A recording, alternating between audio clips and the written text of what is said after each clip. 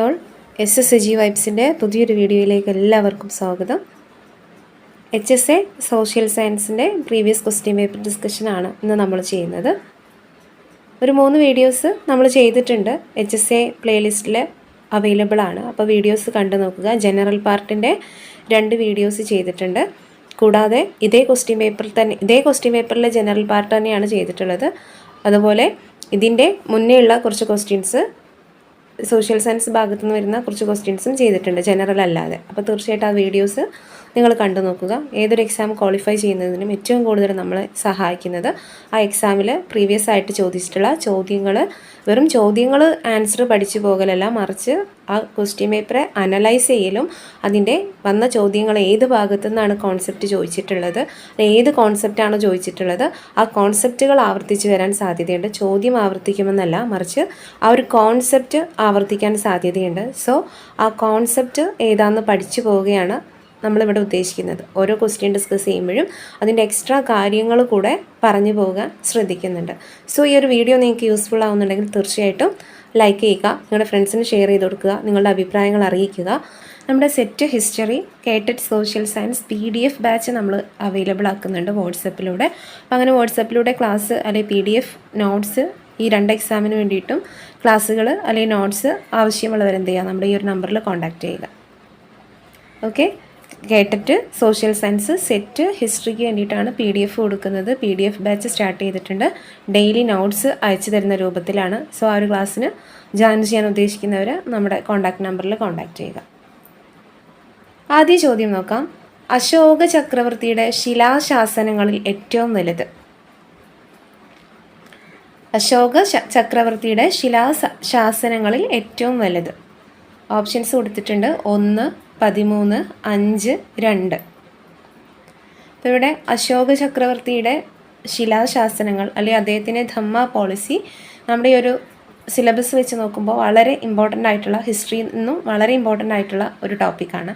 അപ്പോൾ അശോകയുടെ ശിലാശാസനങ്ങൾ എന്താണ്, അല്ലെങ്കിൽ എന്താണ് അശോകയുടെ പോളിസി ഓഫ് ധമ്മ എന്താണ്, മാത്രമല്ല ഏതൊക്കെയാണ് പ്രധാനപ്പെട്ട അദ്ദേഹത്തിൻ്റെ മേജർ റോക്ക് എഡിക്റ്റുകൾ ഏതാണ്, മൈനർ റോക്ക് എഡിക്റ്റുകൾ ഏതാണ്, ഓരോ റോക്ക് എഡിക്റ്റിലും ഏതെല്ലാം കണ്ടൻറ്റിനെ കുറിച്ചാണ് പറയുന്നത്, അല്ലെങ്കിൽ ഏത് തീമിനാണ് ഇമ്പോർട്ടൻസ് കൊടുത്തിട്ടുള്ളത് എന്നുള്ളത് കൂടെ നമ്മൾ പഠിച്ചു വെക്കേണ്ടതുണ്ട്. ഇവിടെ ആൻസർ വരുന്നത് ഏതാണ്? കറക്റ്റ് ഓപ്ഷൻ ബി ആണ്. അശോക ചക്രവർത്തിയുടെ ശിലാശാസനങ്ങളിൽ ഏറ്റവും വലുത് റോക്ക് എഡിക്റ്റ് 13 ആണ്. ഓക്കെ, റോക്ക് എഡിക്റ്റ് 13 എന്ന് പറയുന്നത് മേജർ റോക്ക് എഡിക്റ്റിൽ വരുന്നതാണ്. അശോക ചക്രവർത്തിയുടെ ഏറ്റവും ഇമ്പോർട്ടൻ്റ് ആയിട്ടുള്ളൊരു റോക്ക് എഡിക്റ്റ് ആണ് റോക്ക് എഡിക്റ്റ് 13 എന്ന് പറയുന്നത്. ശിലാശാസനത്തിൽ 13. ഈ 14 മേജർ റോക്ക് എഡിക്റ്റുകളാണുള്ളത്. 14 മേജർ റോക്ക് എഡിക്റ്റുകൾ 8 സ്ഥലങ്ങളിലായിട്ടാണ് ഈ 14 മേജർ റോക്ക് എഡിക്റ്റുകൾ നമുക്ക് കാണാൻ സാധിക്കുന്നത്. ഓക്കെ, മാൻഷേര, ധൗളി, ഷെഹബാസ് ഗാർഹി പോലെയുള്ള ഒരു 8 സ്ഥലങ്ങളിലാണ് ഈ ഒരു മേജർ റോക്ക് എഡിക്റ്റ് നമുക്ക് കാണാൻ സാധിക്കുന്നത്. മാത്രമല്ല 13ാം റോക്ക് എഡിക്റ്റിൻ്റെ പ്രത്യേകത എന്താണെന്ന് വെച്ചാൽ അദ്ദേഹത്തിന് കലിംഗ വാറിനെ കുറിച്ചും കലിംഗ വാറിലുണ്ടായിട്ടുള്ള നാശനഷ്ടങ്ങളെക്കുറിച്ചും അല്ലെങ്കിൽ ഒരുപാട് പേർക്ക് ജീവൻ നഷ്ടപ്പെട്ടതിനെക്കുറിച്ചും, മാത്രമല്ല അതിൽ നിന്നും അല്ലെങ്കിൽ ആ ഒരു യുദ്ധത്തിന് ശേഷം അദ്ദേഹത്തിനുണ്ടായ മനംമാറ്റത്തെക്കുറിച്ചും അല്ലെങ്കിൽ അദ്ദേഹത്തിന് ഉണ്ടായിട്ടുള്ള പാശ്ചാത്താപത്തിനെ കുറിച്ചും ഇതിൽ പറയുന്നുണ്ട്. മേജർ റോക്ക് എഡിക്റ്റ് 13 പറയുന്നുണ്ട്. മാത്രമല്ല മറ്റ് വിദേശ രാജ്യങ്ങളുമായിട്ട് അശോക ചക്രവർത്തിയുടെ രാജ്യത്തിനുണ്ടായിട്ടുള്ള ബന്ധവും ഇതിൽ പറയുന്നുണ്ട്.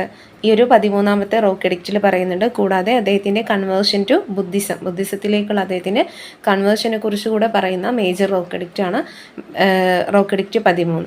അതേസമയം 2ാമത്തെ റോക്ക് എഡിക്റ്റിൽ അനിമൽസിനുള്ള ട്രീറ്റ്മെൻറ്റിനെ കുറിച്ച് പറയുന്നുണ്ട്. അനിമൽസിൻ്റെ ട്രീറ്റ്മെൻറ്റിനെ കുറിച്ച് അതിൽ കേരളത്തെക്കുറിച്ച് അല്ലെങ്കിൽ ചേര രാജ്യത്തെക്കുറിച്ച് മെൻഷൻ ചെയ്യുന്നുണ്ട്.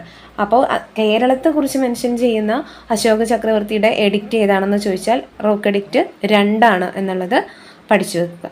ഓക്കെ, ഇങ്ങനെ പ്രധാനപ്പെട്ട നിരവധി മേജർ റോക്ക് എഡിക്റ്റുകളുണ്ട്. അപ്പം റോക്ക് എഡിക്റ്റ് പ്രത്യേകം തന്നെ എടുത്തിട്ട് പഠിക്കേണ്ടത് അത്യാവശ്യമാണ്. മറക്കാതിരിക്കുക, ആ ഒരു ഭാഗം നന്നായിട്ട് നോക്കി വെക്കുക. ചക്രവർത്തിയുടെ പോളിസി ഓഫ് ധമ്മ ഡിസ്കസ് ചെയ്യുന്നത് ഇത്തരം ഇൻസ്ക്രിപ്ഷൻസിലാണ് അല്ലെങ്കിൽ ശിലാശാസനങ്ങളിലാണ്. ധമ്മ മീൻസ് ധർമ്മ എന്ന് പറയുന്ന സംസ്കൃത വാക്കിൻ്റെ പാലി ഭാഷയിൽ നിന്നുള്ള രൂപമാണ് ഇത് ധമ്മ എന്ന് പറയുന്നത് ധർമ്മം എന്ന് തന്നെയാണ് അതുകൊണ്ട് അർത്ഥമാക്കുന്നത്. എല്ലാ മതങ്ങളോടും സഹിഷ്ണുത പാലിക്കണം, എല്ലാവരെയും ഒരുപോലെ കാണണം, മുതിർന്നവരെ ബഹുമാനിക്കണം, ഇത്തരം കാര്യങ്ങളൊക്കെ പറയുന്ന അദ്ദേഹത്തിൻ്റെ പോളിസിയാണ് ധമ്മ എന്ന് പറയുന്നത്. അപ്പോൾ ആ ഒരു കാര്യം മനസ്സിലാക്കി വെക്കുക. Major rock edict, minor rock edict, അതിൻ്റെ കണ്ടന്റ് എന്താണെന്നും കൂടെ പഠിച്ചു. നെക്സ്റ്റ്, പ്രസിദ്ധമായ ചില ചിത്രങ്ങളുടെ പേരുകൾ താഴെ കൊടുക്കുന്നു. അവയിൽ മൈക്കൽ ആഞ്ചലോയുടെ സൃഷ്ടി ഏതാണ്? മൊണാലിസ, അന്ത്യ അത്താഴം, അന്ത്യവിധി, ദി അർണോവാലി. മൊണാലിസ, അന്ത്യ അത്താഴം, അന്ത്യവിധി, ദി അർണോവാലി. ഏതാണ് കറക്റ്റ് ആൻസർ ആയിട്ട് വരുന്നത്? കറക്റ്റ് ആൻസർ അന്ത്യവിധി എന്നുള്ളതാണ് മൈക്കൽ ആഞ്ചലോയുടെ ഏറ്റവും പ്രധാനപ്പെട്ട ചിത്രം. ഓക്കെ, അന്ത്യവിധി എന്ന് പറയുന്നു. അന്ത്യ അത്താഴം അതുപോലെ മൊണാലിസ എന്ന് പറയുന്നത് ആരുടേതാണ്? ആരുടെ പെയിൻറ്റിങ്സ് ആണ്? ഡാവിഞ്ചിയുടെ പെയിൻറ്റിംഗ് ആണ് മൊണാലിസ, അതുപോലെ ദി ലാസ്റ്റ് സപ്പർ, അന്ത്യ അത്താഴം എന്ന് പറയുന്നത്. അതേസമയം അന്ത്യവിധി ഓപ്ഷൻ സി ആണ് കറക്റ്റ്. അന്ത്യവിധി മൈക്കൽ ആഞ്ചലോയുടെ ചിത്രങ്ങളാണ്. അപ്പോൾ ഈ ഒരു ഭാഗം നമുക്ക് റെനൈസൻസ് എന്ന് പറഞ്ഞിട്ടൊരു ഭാഗം പ്രത്യേകം നമ്മുടെ സിലബസിൽ കൊടുത്തിട്ടുണ്ട്. നവോത്ഥാനം. നവോത്ഥാന പീരീഡിൽ ഒരുപാട് പെയിൻറ്റിങ്സും ഹ്യൂമനിസം പോലെയുള്ള മാനവികതയിൽ ഊന്നിയിട്ടുള്ള നിരവധി ചിത്രങ്ങൾ, പെയിൻറ്റിങ്ങുകൾ, അതുപോലെ പെയിൻറ്റിങ്ങുകൾ മാത്രമല്ല മറിച്ച് നമുക്ക് വാസ്തുവിദ്യയിലും അതുപോലെ ശില്പങ്ങൾ നിർമ്മിക്കുന്നതിലും ഈ ഹ്യൂമനിസത്തിൻ്റെ ഒരു എഫക്റ്റ് നമുക്ക് കാണാൻ സാധിക്കും. ഹ്യൂമനിസത്തിൻ്റെ ഇൻഫ്ലുവൻസ്, മനുഷ്യന് പ്രാധാന്യം കൊടുക്കുന്ന, മനുഷ്യനുമായി ബന്ധപ്പെട്ട കാര്യങ്ങൾക്ക് പ്രാധാന്യം കൊടുക്കുന്ന. അപ്പോൾ ഈ ഒരു ഭാഗത്ത് റെനൈസൻസുമായി ബന്ധപ്പെട്ട് വരുന്ന ഒരു ക്വസ്റ്റ്യനാണ് ഇത്, ഈ ചിത്രങ്ങളെക്കുറിച്ച് ചോദിച്ചിട്ടുള്ളത്. അപ്പോൾ ഈ ഒരു എക്സാമിന് നമുക്ക് മൈക്കൽ ആഞ്ചലോയുടെ ചിത്രങ്ങളാണ് ചോദിച്ചിട്ടുള്ളതെങ്കിൽ അടുത്ത എക്സാമിന് ചിലപ്പോൾ മറ്റ് ചിത്രങ്ങൾ, റാഫേലിൻ്റെ ചിത്രം ചോദിക്കാം. എ സ്കൂൾ ഇൻ ഏതൻസ് എന്ന് പറഞ്ഞിട്ട്, ഏതൻസിലെ സ്കൂൾ എന്ന് പറയുന്ന ചിത്രം ആരുടേതാണ്? റാഫേലിൻ്റെ ചിത്രമാണ്. അതുപോലെ മൊണാലിസ, അന്ത്യ അത്താഴം എന്ന് പറയുന്നത് ഡാവിഞ്ചിയുടേതാണ്. കൂടാതെ നിരവധി ശില്പങ്ങൾ, ഡേവിഡ് എന്ന് പറയുന്ന ശില്പം നമുക്ക് പഠിക്കാനുണ്ട്. അതുപോലെ മറ്റ് നിരവധി കണ്ടൻറ്റ് ഈ ഒരു റെനൈസൻസുമായി ബന്ധപ്പെട്ട് പഠിക്കാനുണ്ട്. സോ ഇത്തവണ പെയിൻറ്റിങ്സ് ആണ് ചോദിച്ചെങ്കിൽ അടുത്ത തവണ നമുക്ക് എന്തായിരിക്കാം, ചിലപ്പോൾ ശില്പങ്ങളോ അല്ലെങ്കിൽ മറ്റ് വാസ്തുവിദ്യ, മറ്റ് കാര്യങ്ങളൊക്കെ ചോദിക്കാം. സോ ആ ഭാഗം നന്നായിട്ട് നോക്കി വെക്കുന്നത് നന്നായിരിക്കും. മൈക്കൽ ആഞ്ചലോയുടെ തന്നെ ശില്പമായിട്ട് വരുന്നതാണ് ഡേവിഡ് അല്ലെങ്കിൽ ദാവീദ് എന്ന് പറയുന്ന ഒരു ശില്പം വരുന്നുണ്ട്. ഓക്കെ, അതുപോലെ സിസ്റ്റീൻ ചാപ്പലിൻ്റെ മുകൾ തട്ടിൽ വരച്ചിട്ടുള്ള ചുമർ ചിത്രങ്ങളും ആരുടേതാണ്? മൈക്കൽ ആഞ്ചലോയുടേത് തന്നെയാണ്. കൂടാതെ ഗത്താമെലീത്ത എന്ന് പറയുന്ന ഒരു ശില്പം, അത് ആരുടേതാണ്? ഡൊണാറ്റലോയുടേതാണ് ഗത്താമെലീത്ത ശില്പം. അതുപോലെ ഡൊണാറ്റലോ ചെയ്തിട്ടുള്ള ശില്പമാണ് ഗത്താമെലീത്ത. അപ്പോൾ ഇതെല്ലാം എക്സാമിന് നമുക്ക് ചോദിക്കാൻ സാധ്യതയുള്ളതാണ്. സോ ഇതെല്ലാം എന്ത് ചെയ്യുക, നന്നായിട്ട് പഠിച്ചു പോവുക. നെക്സ്റ്റ്, മെഹ്റൗളി സ്തംഭവുമായി യോജിക്കുന്നത്. നെക്സ്റ്റ് ക്വസ്റ്റ്യൻ, മെഹ്റൗളി സ്തംഭവുമായി യോജിക്കുന്നത്. ചന്ദ്രഗുപ്തൻ ഒന്നാമൻ സ്ഥാപിച്ചത്, ചന്ദ്രഗുപ്ത മൗര്യൻ സ്ഥാപിച്ചത്, ഇന്ത്യയിലെ ആദ്യ വെങ്കല ശില്പം, ഇന്ത്യയിലെ ആദ്യ ഇരുമ്പ് ശില്പം. മെഹ്റൗളി സ്തംഭവുമായി യോജിക്കുന്ന ആൻസർ ആയിട്ട് ഇവിടെ വരുന്നത് ഏതാണ്? ഓപ്ഷൻസ് നോക്കാം. ചന്ദ്രഗുപ്തൻ ഒന്നാമൻ സ്ഥാപിച്ചത്, ചന്ദ്രഗുപ്ത മൗര്യൻ സ്ഥാപിച്ചത്, ഇന്ത്യയിലെ ആദ്യ വെങ്കല സ്തംഭം, ഇന്ത്യയിലെ ആദ്യ ഇരുമ്പ് സ്തംഭം. കറക്റ്റ് ഓപ്ഷൻ ഏതാണ്? ഓപ്ഷൻ ഡി ആണ്. ഇന്ത്യയിലെ ആദ്യ ഇരുമ്പ് സ്തംഭം അല്ലെങ്കിൽ ഇന്ത്യയിലെ ആദ്യ അയൺ പില്ലാറാണ് ഏത്? മെഹ്റൗളി സ്തംഭം. ആരാണ് സ്ഥാപിച്ചത്? മെഹ്റൗളി സ്തംഭം ഇന്നുള്ളത് ഡൽഹിയിലാണ്, കുത്തുബ് മിനാറിൻ്റെ അടുത്താണെങ്കിലും അല്ലെങ്കിൽ കുത്തുബ് മിനാർ കോംപ്ലക്സിലാണെങ്കിലും, ഇന്ന് ഡൽഹിയിലാണെങ്കിലും അത് നിർമ്മിച്ചതാരായിരുന്നു? അത് ഗുപ്ത സാമ്രാജ്യത്തിലെ ചന്ദ്രഗുപ്തൻ സെക്കൻഡിൻ്റെ കാലത്ത്, ചന്ദ്രഗുപ്ത രണ്ടാമനാണ് മെഹ്റൗളി സ്തംഭം പണി കഴിപ്പിച്ചത്, അല്ലെങ്കിൽ ഒരു അയൺ പില്ലാറ് പണി കഴിപ്പിച്ചത് എന്നുള്ളത് നോട്ട് ചെയ്യുക. ഫിറോസ് ഷാ തുഗ്ലക്കിൻ്റെ സമയത്താണ് അത് എവിടേക്ക് കൊണ്ടുവരുന്നത്? ഡൽഹിയിലേക്ക് കൊണ്ടുവരുന്നത്. ഡൽഹി സുൽത്താനായിരുന്ന ഫിറോസ് ഷാ തുഗ്ലക്കിൻ്റെ സമയത്താണ് മെഹ്റൗളി സ്തംഭം എവിടേക്ക്, ഡൽഹിയിലെ മെഹ്റൗളിയിലേക്ക് ഈ ഒരു സ്തംഭം കൊണ്ടുവരുന്നത് എന്നുള്ളതും കൂടെ നോട്ട് ചെയ്ത് വെക്കുക. നെക്സ്റ്റ്, അക്ബർ കാബൂളിലേക്ക് പട നയിച്ച വർഷം. ചോദ്യങ്ങൾ എങ്ങനെയെല്ലാം വരുന്നുണ്ടെന്ന് നിങ്ങൾ ശ്രദ്ധിക്കുക. അപ്പോൾ അക്ബർ കാബൂളിലേക്ക് പട നയിച്ച വർഷം ചോദിച്ചിട്ടുണ്ട്. അപ്പോൾ സ്വാഭാവികമായിട്ടും നമ്മൾ മനസ്സിലാക്കേണ്ടത് ഇങ്ങനെ മറ്റ് പ്രദേശങ്ങളെക്കുറിച്ച്, അപ്പോൾ എന്നാണ് അക്ബർ കാശ്മീർ കീഴടക്കിയത്, അല്ലെങ്കിൽ എന്നാണ് അക്ബർ സിന്ധ് കീഴടക്കിയത്, എന്നാണ് അക്ബർ ഗുജറാത്ത് കീഴടക്കിയത്. ഗുജറാത്ത് കീഴടക്കിയതിൻ്റെ ഭാഗമായിട്ടാണ് ബുലന്ദ് ദർവാസ എന്ന് പറഞ്ഞിട്ടുള്ളൊരു കെട്ടിടം അദ്ദേഹം പണി കഴിപ്പിച്ചത്, in memory of Gujarat victory. അങ്ങനെ ഓരോ പ്രദേശങ്ങളുമായിട്ടും അക്ബർ കീഴടക്കിയിട്ടുള്ള ഓരോ പ്രദേശങ്ങളും എടുത്ത് ചോദിക്കാൻ സാധ്യതയുണ്ട്. കാര്യങ്ങൾ അല്ലെങ്കിൽ ഓരോ ഭാഗത്തെ ഒരു സൈനികമായിട്ടുള്ള നീക്കം നടത്തിയത്, അല്ലെങ്കിൽ യുദ്ധങ്ങളെല്ലാം നമുക്ക് നോട്ട് ചെയ്ത് വെക്കേണ്ടതുണ്ട്. അപ്പോൾ അക്ബർ കാബൂളിലേക്ക് പട നയിച്ച വർഷമാണ് ചോദിച്ചിട്ടുള്ളത്. 1581, 1605, 1582, 1576. ഏതാണ് കറക്റ്റ് ഓപ്ഷൻ ആയിട്ട് വരുന്നത്? 1581 അക്ബർ കാബൂളിലേക്ക് പട നയിച്ച വർഷമായിട്ട് പറയുന്നത് 1581. അപ്പോൾ ഇവിടെ നമുക്ക് ജസ്റ്റ് അക്ബറിൻ്റെ മറ്റ് പ്രദേശങ്ങൾ അക്ബർ എന്നാണ് കീഴടക്കിയത് എന്നുള്ളത് ജസ്റ്റ് ഒന്ന് നോക്കിയിട്ട് പോകാം.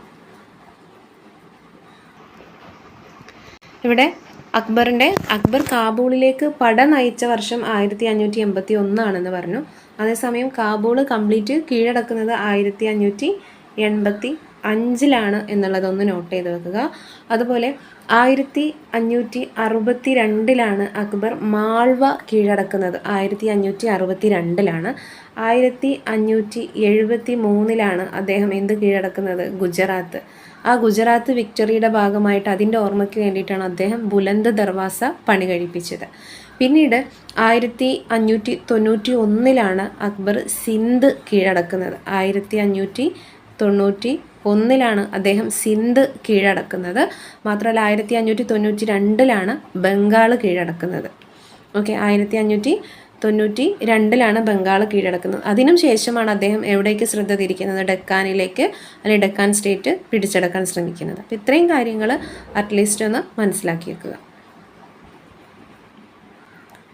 നെക്സ്റ്റ്, സുൽത്താനത്ത് ഭരണകാലത്ത് വളർന്നു വികസിച്ച നഗരങ്ങളിൽ പെടുന്നത്. സുൽത്താനത്ത് കാലത്ത് വളർന്നു വികസിച്ച നഗരങ്ങളിൽ പെടുന്നത് കൽക്കത്ത, പാടലീപുത്രം, ബ്രോച്ച്, സിംല. കൽക്കത്ത, പാടലീപുത്രം, ബ്രോച്ച്, സിംല. ഇവിടെ കറക്റ്റ് ഓപ്ഷൻ ഏതാണ്? ഓപ്ഷൻ സി ആണ്. ബ്രോച്ച് ആണ് കറക്റ്റ് ആൻസർ ആയിട്ട് വരുന്നത്. കൊൽക്കത്ത, പാടലീപുത്രം നമുക്കറിയാം, നമ്മൾ ആൻഷ്യൻ്റ് ഇന്ത്യയിൽ പഠിക്കുന്ന മഗധ അല്ലെങ്കിൽ മൗര്യ കാലഘട്ടത്തിൽ പഠിക്കുന്ന ഒരു നഗരമാണ് പാടലീപുത്ര. അത് ആൻഷ്യൻ്റുമായി ബന്ധപ്പെട്ട് വരുന്നതാണ്. അതുപോലെ കൊൽക്കത്ത, സിംലയൊക്കെ മോഡേൺ സമയത്ത് കൂടുതൽ പ്രാധാന്യം ലഭിച്ച നഗരങ്ങളാണ്. ബ്രോച്ചാണ് സൽത്തനത്ത് ഭരണകാലത്ത് വികസിച്ച് വന്ന നഗരങ്ങളിൽ പെടുന്നത്. നെക്സ്റ്റ്, മുഹമ്മദ് ബിൻ തുഗ്ലക്കിൻ്റെ ഭരണ കാലയളവായി കണക്കാക്കുന്നത്. മുഹമ്മദ് ബിൻ തുഗ്ലക്കിൻ്റെ ഭരണ കാലയളവായി കണക്കാക്കുന്നത് 1324 to 51, 1286 to 36, 1290 to 1320, 1210 to 1236. ഇവിടെ കറക്റ്റ് ഓപ്ഷൻ ഏതാണ് വരുന്നത്? മുഹമ്മദ് ബിൻ തുഗ്ലക്കിൻ്റെ കാലയളവ് ഓപ്ഷൻ എ ആണ് കറക്റ്റ് ഓപ്ഷനായിട്ട് വന്നിട്ടുള്ളത്. ഓപ്ഷൻ എ ആണ്. 1324 മുതൽ 51 വരെയാണ് മുഹമ്മദ് ബിൻ തുഗ്ലക്കിൻ്റെ കാലഘട്ടമായിട്ട് നമുക്ക് കാണാൻ സാധിക്കുന്നത്. അപ്പോൾ ഇവിടെ ഇതുപോലെ തന്നെ മറ്റ് റൂളേഴ്സിൻ്റെ കാലഘട്ടം കൂടെ നോട്ട് ചെയ്ത് വെക്കാൻ ശ്രദ്ധിക്കുക. 51 ശേഷം പിന്നീട് മുഹമ്മദ് ബിൻ തുഗ്ലക്കിന് ശേഷം ഭരണത്തിൽ വന്ന ആളാരായിരുന്നു? അത് ഫിറോസ് ഷാ തുഗ്ലക്കാണ്. അപ്പോൾ 1290 ആര് വരുന്നത്? ഈ ഖൽജി രാജവംശം വരുന്നത്. അപ്പോൾ ഇങ്ങനെ ഓരോരുത്തരുടെയും പ്രത്യേക കാലയളവ് നോട്ട് ചെയ്ത് വെക്കുന്നത് നന്നായിരിക്കും. ഓക്കെ, അലാവുദ്ദീൻ ഖിൽജി, അതുപോലെ മുബാറക് ഷാ ഖിൽജി. അപ്പോൾ ഇത്തരം റൂളേഴ്സിൻ്റെ കാലഘട്ടം പ്രത്യേകം നോട്ട് ചെയ്ത് പോവുക. ഓർത്തു വയ്ക്കാൻ എന്തെങ്കിലും കോഡോ മറ്റോ വെച്ചിട്ട് പഠിച്ചു വയ്ക്കാൻ ശ്രദ്ധിക്കുക. നെക്സ്റ്റ്, വിജയനഗര സാമ്രാജ്യ കാലഘട്ടത്തിൽ എത്തിയ വിദേശ സഞ്ചാരികൾ ചിലരുടെ പേരാണ് താഴെ ചേർക്കുന്നത്. ഇവരിൽ പോർച്ചുഗൽ സ്വദേശി ആരാണ്? Ibn Battuta, Domingo Paes, Niccolo Conti, Athanasius Nikitin. പോർച്ചുഗൽകാരനെയാണ് ചോദിച്ചിട്ടുള്ളത്. ഇബ്നു ബത്തൂത്ത ഏത് നാട്ടുകാരനാണ്? മൊറോക്കൻ ട്രാവലറാണ്. ഇബ്നു ബത്തൂത്ത വരുന്നത് മൊറോക്കോ ആണ് അല്ലേ? മൊറോക്കോ. ഇബ്നു ബത്തൂത്ത മൊറോക്കോ ആണെന്ന് പറഞ്ഞു. നിക്കോളോ കോണ്ടി വരുന്നത് ഏതാണ്? വെനീഷ്യൻ അല്ലെങ്കിൽ ഇറ്റാലിയൻ ആണ്. ഇറ്റലിയിലെ വെനീഷ്യയിൽ നിന്ന് വന്നിട്ടുള്ള ആളാണ് നിക്കോളോ കോണ്ടി. അഥനേഷ്യസ് നിക്തിൻ റഷ്യക്കാരനാണ്. അപ്പോൾ ഇവിടെ ആൻസർ വരുന്നത് പോർച്ചുഗലിൽ നിന്നുള്ള ആൾ ഡൊമിംഗോ പയസ് ആണ്. ഡൊമിംഗോ പയസ് പ്രത്യേകം നോട്ട് ചെയ്യുക. നെക്സ്റ്റ്, ദത്താവകാശ നിരോധന നിയമത്തെ തുടർന്ന് അവസാനമായി കൂട്ടിച്ചേർക്കപ്പെട്ട രാജ്യം. ദത്താവകാശ നിരോധന നിയമത്തിൻ്റെ ഭാഗമായിട്ട് അവസാനമായി കൂട്ടിച്ചേർക്കപ്പെട്ടത് നാഗ്പൂർ, ജയ്പൂർ, സത്താം, ഔദ്. സത്താറ എന്നുള്ളതാണ് സത്താം എന്ന് കൊടുത്തിട്ടുള്ളത്. ഔദ്, അവധ്. നാഗ്പൂർ, ജയ്പൂർ, സത്താറ, അവധ്. ഇവിടെ കറക്റ്റ് ഓപ്ഷനായിട്ട് വരുന്നത് ഓപ്ഷൻ ഡി ആണ്. ഓപ്ഷൻ ഡി ആണ് കറക്റ്റ് ആൻസർ ആയിട്ട് വരുന്നത്, അഥവാ അവധ് അല്ലെങ്കിൽ ഔദ് എന്നുള്ളതാണ് ദത്താവകാശ നിരോധന നിയമത്തെ തുടർന്ന് അവസാനമായി പിടിച്ചെടുത്തത്.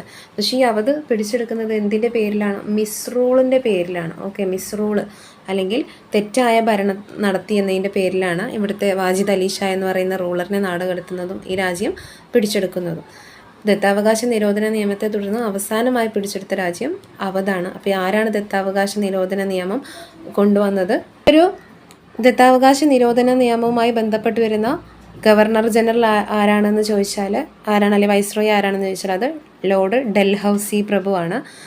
അതേസമയം പേര് നോട്ട് ചെയ്യുക, ഡൽഹൌസി പ്രഭു സബ്സിഡറി അലയൻസുമായി സൈനിക സഹായ വ്യവസ്ഥയുമായി ബന്ധപ്പെട്ട ഗവർണർ ജനറൽ ആരാണെന്ന് ചോദിച്ചാൽ അത് വെല്ലസ്ലി പ്രഭു ആണ്. അപ്പോൾ എങ്ങനെയും ചോദ്യങ്ങൾ ചോദിക്കാം, ഈ കാര്യങ്ങളൊക്കെ നോട്ട് ചെയ്ത് തന്നെ പോവുക. അടുത്ത ക്വസ്റ്റ്യൻ, ശ്രീ വീരപാണ്ഡ്യ കട്ടബൊമ്മനുമായി ഏറ്റവും അധികം ബന്ധപ്പെട്ട സ്ഥലം കന്യാകുമാരി, പാഞ്ചാലം കുറിച്ചി, ചിദംബരം, മദിരാശി. ചിദംബരം, മദിരാശി. കറക്റ്റ് ഓപ്ഷൻ വരുന്നത് ഓപ്ഷൻ ബി ആണ്. പാഞ്ചാലം കുറിച്ചിയാണ് ഈ ഒരു വീരപാണ്ഡ്യ കട്ടബൊമ്മനുമായി ബന്ധപ്പെട്ട സ്ഥലമായിട്ട് വരുന്നത്. ഓപ്ഷൻ ബി ആണ്. നെക്സ്റ്റ്, മുണ്ട ഗോത്ര കലാപം നടന്ന സ്ഥലം തെക്കൻ റാഞ്ചി, ഝാൻസി, മധുര, നാഗ്പൂർ. മുണ്ട ഗോത്ര കലാപം നടന്ന സ്ഥലം ഓപ്ഷൻ എ തെക്കൻ റാഞ്ചിയാണ്. അപ്പോൾ ഇത്രയും ക്വസ്റ്റ്യൻസാണ് ഇന്നത്തെ വീഡിയോയിൽ നമ്മൾ ഉൾപ്പെടുത്തിയിട്ടുള്ളത്. വീഡിയോ യൂസ്ഫുൾ ആയിട്ടുണ്ടെങ്കിൽ തീർച്ചയായിട്ടും കമൻറ്റ് ചെയ്യുക, ലൈക്ക് ചെയ്യുക, നിങ്ങളുടെ ഫ്രണ്ട്സിന് ഷെയർ ചെയ്യുക. താങ്ക്